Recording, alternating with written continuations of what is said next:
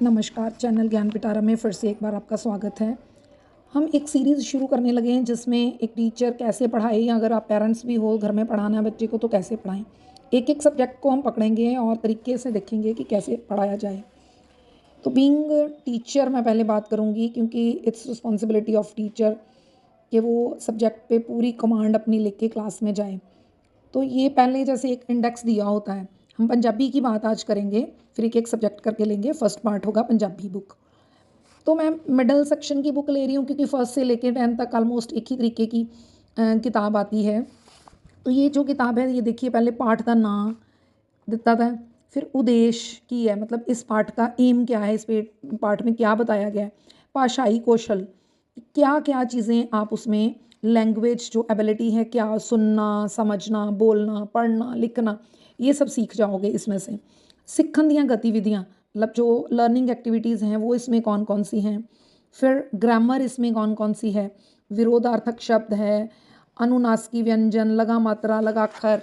इसी के साथ आगे है भाषा विकास गतिविधियाँ, ये लैंग्वेज के साथ जो इम्प्रूवमेंट हो सकती है वो कौन कौन सी एक्टिविटीज़ हैं। मतलब इतनी खूबसूरती से इसकी लेसन की प्लानिंग करी हुई है कि अगर टीचर अच्छे से उसको पढ़ाए तो हर उसके बारे में बहुत अच्छे से जो है वो काम किया जा सकता है। बच्चे को किसी एक्स्ट्रा, मुझे लगता है कि ये 8th क्लास की अगर बुक मेरे पास है ना, तो मुझे लगता है कि एक्स्ट्रा शायद ग्रामर बुक की भी ज़रूरत नहीं है। बच्चे की पंजाबी के ऊपर इतनी अच्छी कमांड हो जाएगी, ये मैं आपको।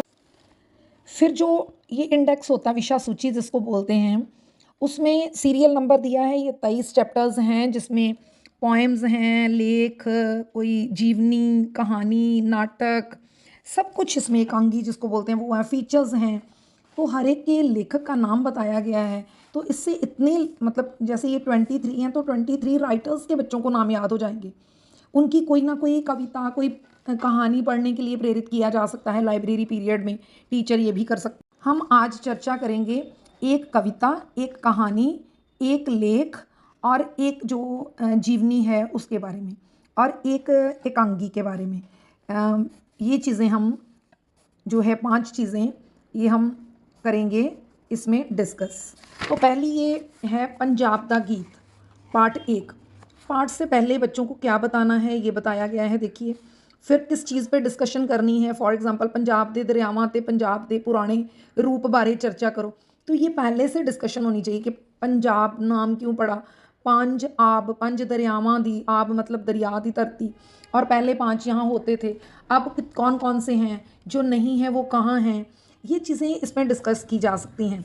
वो बच्चों को जिनके दादा दादी नाना नानी से जो सुनी बातें हैं, या कोई नहीं सुन सका, तो वो सारी चीज़ें जो हैं वो बच्चों को पता चल जाएं, बिफोर पार्टीशन, आफ्टर पार्टीशन। फिर है पाठ नाल पछाण, मतलब पाठ में है क्या। इससे ये साबित होता है कि टीचर को पहले से ही ये चीज़ें पता होनी चाहिए, पहले से पढ़ा होना चाहिए टीचर को। फिर टीचर जो है वो लैंग्वेज के टीचर को तो ये ज़रूर चाहिए कि थोड़ी रीडिंग खुद करके बताए। जैसे या अगर आप बच्चे को खड़ा कर रहे हो, सोहणिया देसां अंदर देस पंजाब नी सईयो, स्यारी ब्यारी कहाँ, और जो रेड से ये जैसे सईयो, नागर, ठाठा, मतलब ये जो हैं, ये देखो, औखे शब्दां दे सौखे शब्द, मतलब ये उन्होंने निकाल के दिए हैं। तो ये इंटरनेट से पिक्स निकाल के टीचर ये दिखा सकता है। क्लासरूम्स में, स्मार्ट रूम में टीवी लगे होते हैं हर स्कूल में, और कोई स्मार्ट रूम अगर है या कोई प्रोजेक्टर वगैरह है, कुछ नहीं है तो टीचर अपने मोबाइल पे ये एक हार्ड कॉपी निकलवा के ला सकता है। तो ये सब चीज़ें दिखा सकता है टीचर कि हमारा जो भारत था, जो पंजाब जब उसमें एडेड था बिफोर पार्टीशन, तो वो कैसा दिखता था।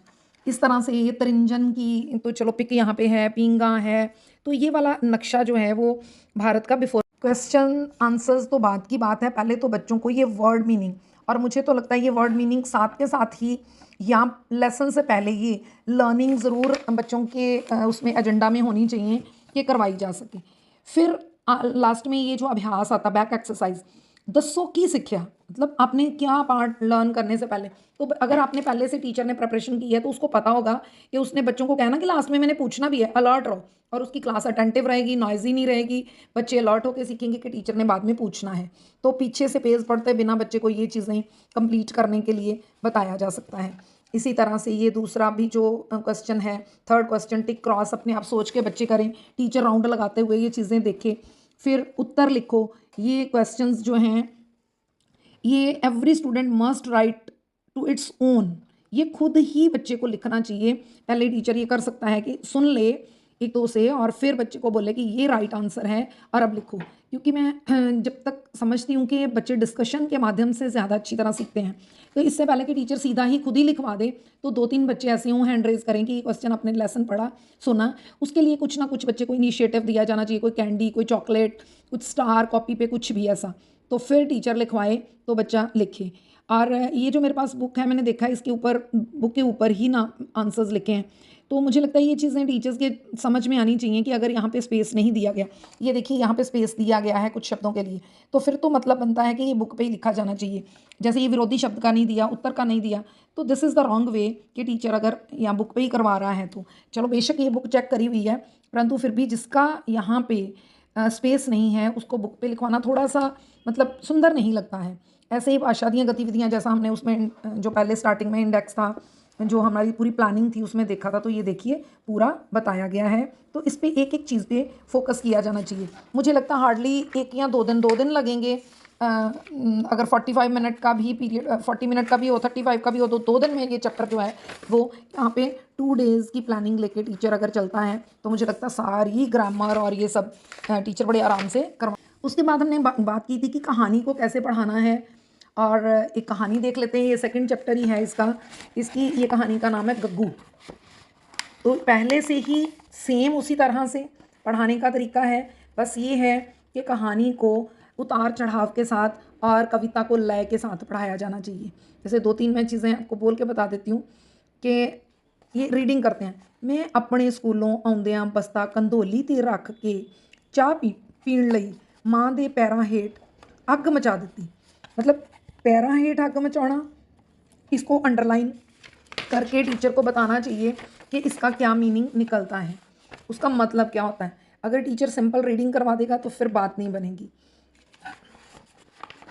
फिर उसके बाद है माँ ने झटपट पित्तल के गिलास विच चाह पा के फड़ा दी।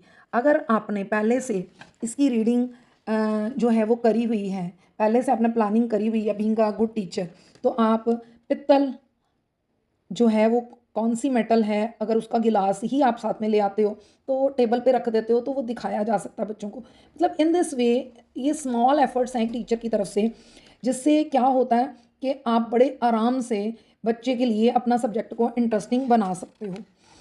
ਚਾਹ ਫੜਾਉਂਦਿਆਂ ਹੋਇਆਂ ਕਿਹਾ ਭੱਲ ਕੇ ਤਾਂ मैं अपने पुत्र ਨੂੰ बॉली खान ਨੂੰ देवांगी।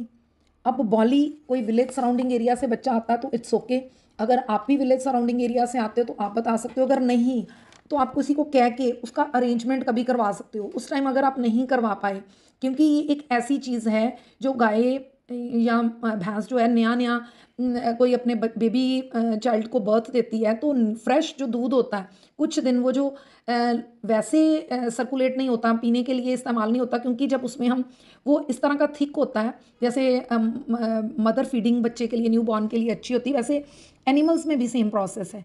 तो वो जो मिल्क है उसका बच्चा पीने के बाद जो छोड़ देता है उस दूध में जो गुड़ वगैरह डाल के वो इतना हेल्दी होता है, वो किस तरह से बनता है वो चीज़ बच्चों को दिखाई जा सकती है। या इस पे से कोई सर्च करके, क्योंकि अब यही चीज़ें रह गई हैं, सर्च करके यूट्यूब से बच्चों को कभी वो चीज़ भी दिखाई जा सकती है। आप एक इंसेंटिव के तौर पे बच्चों को कह सकते हो बॉली मैं तुहानू दसांगी, मैं आपको पित्तल का गिलास आपको दिखाऊंगी। आप ऐसे ही आगे पूरा चैप्टर, क्योंकि मैं पढ़ नहीं सकती वीडियो लंबी हो जाएगी, तो अपने ये चीज़ें बता देनी है अंडरलाइन करके कि बेटा आप ये चैप्टर अच्छे से कर लोगे ना तो मैं चैप्टर पढ़ते पढ़ते ही अरेंज करके लेके आऊँगी, या अगर आप पहले ला सकते हो तो और भी अच्छी बात है। बाकी बैक एक्सरसाइज को कराने का तरीका सेम वही है, स्पेस है तो यहाँ अदरवाइज़ वहाँ। ये जो आता है अपने वाक्या विच वरतो, ये जितनी भी चीज़ें हैं इनके मीनिंग पहले बच्चों से पूछिए, क्लैरिटी करवाइए और हर बच्चे को बोलिए कि अपना अपना जो है वो सेंटेंस बनाए। कोई ऐसा क्रैम्ड सेंटेंसेस नहीं होने चाहिए कि एक अब टीचर ने लिखवा दिया और सब बच्चे उसको रट्टा मारें, ये चीज़ नहीं होनी चाहिए। बाकी बैक एक्सरसाइज पे बहुत अच्छे से जोर दिया गया है। ये भाषा के प्रति जैसे पशु पक्षियां उपर मनुख कई तरह के जुल्म करते हैं, इस जुल्म की एक उदाहरण इस कहानी में दी गई है। मतलब कि आपने ये कहानी पढ़ाते हुए बच्चों को इमोशनली अटैच करना है कि वो एनिमल्स के प्रति, बर्ड्स के प्रति कितने सेंसेबल बने, उनसे प्यार करें। गाय को जैसे माता कहते हैं तो इसी तरह से निकलते आते कभी भी किसी एनिमल को वो हर्ट ना करें। इन चीज़ों को ध्यान में रखा जाना चाहिए और बच्चों में ये भावना पैदा करनी। अब ये आ गई हमारे पास पार्ट 5, जैसे हमने बात करी थी कि कोई हम जीवनी भी इसमें पढ़ेंगे, अलग अलग तरह के थे ना। तो ये जीवनी आ गई करतार सिंह सराभा। तो ये देखो, जब इसकी हम पूरी जीवनी पढ़ेंगे, पढ़ने का तरीका तो फिर वही है, पाठ तो पहला चर्चा करो, पाठ नाल पछाण। तो क्या होगा, ये एक ऐसे के तौर पे भी करतार सिंह सराभा का लिया जा सकता है। जब उनका करतार सिंह सराभा जो हैं, उनका 24 मई को जो है वो बर्थ हुआ था। तो हम क्या कर सकते हैं, मई के महीने में अगर ये सिलेबस में है, इट्स ओके। उनका जो है डेथ एनिवर्सरी जो है सितंबर में है, तो अगर नवंबर में है, तो अगर हम क्या करें, नवंबर में इस ऐसे को लिखवाया जा सकता है, ये चीज़ को सोच सकते हैं हम। बाकी बैक एक्सरसाइज करने का वही तरीका है, और बच्चों के अंदर देशभक्ति की एक भावना आप बड़े आराम से पैदा कर सकते हो।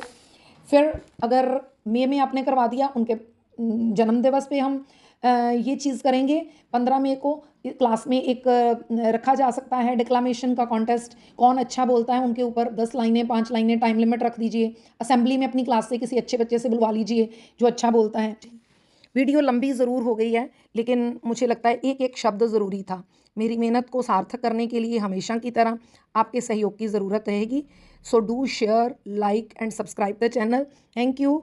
जल्द मिलेंगे एक और अच्छी वीडियो के साथ।